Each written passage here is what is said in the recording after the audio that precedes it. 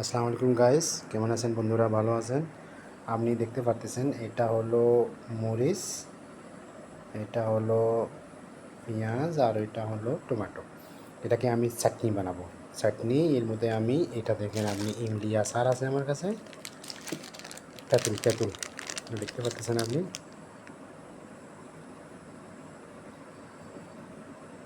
তেঁতুল আচার।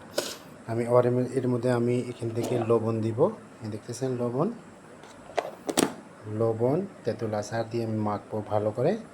মাকে আমি এটাকে রুটির সাথে খাবো। এটা আপনি দেখতে পারতেছেন, এটা এটা হলো রুটি।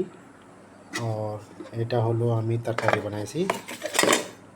এখানে শাক আছে, পুঁই শাক বলে এটাকে, সাথে এর মধ্যে রসুন রসুন আছে, আর মরিচ, তারপরে আদা দিয়ে আমি এটা সুন্দর করে বানাইছি। আর আমি এটা রুটি বানাইছি আমি।